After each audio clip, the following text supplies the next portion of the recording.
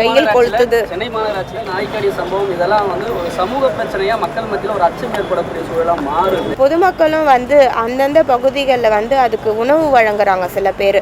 So உணவு வழங்குற பகுதிகளில் தான் வந்து அதிக நாய்கள் வந்து சேரக்கூடிய சூழல் வந்து ஏற்படுகிறது. ஸோ பெட் லவர்ஸாக இருந்தால் அதை நீங்கள் எந்த அளவுக்கு பொதுமக்களுக்கு பக்கத்தில் இருக்கவங்களுக்கு இடையூறு இல்லாத அதை பார்த்துக்கிறீங்க அப்படின்ற ஒரு கவனமும் வந்து பொதுமக்களும் இதில் கொஞ்சம் கவனம் செலுத்தணும் அப்படின்னு தெரியுது. இது ஒரு நாளில் 2 நாளில் முடியக்கூடிய பணிகள் கிடையாது. அட்லீஸ்ட் ஒரு 6 மந்த்னா இது ப்ராசஸ் எடுக்கும்.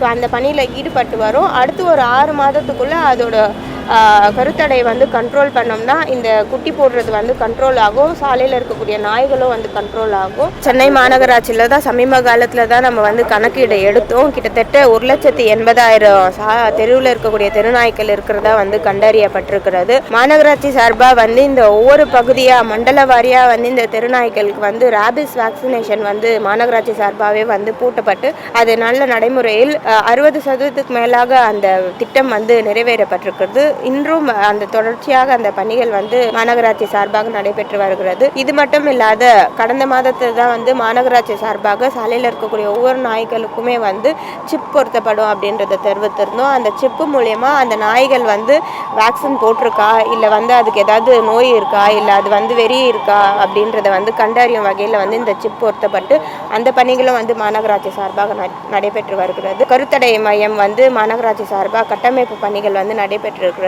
டிசம்பர் மாதம் வந்து அது வந்து துவங்க இருக்கிறோம். கருத்தடையும் ஒரு பக்கம் நடைபெற்று இருக்கிறது. அதே போல் வேக்சினும் வந்து தொடர்ந்து போட்டுட்டு வரும்.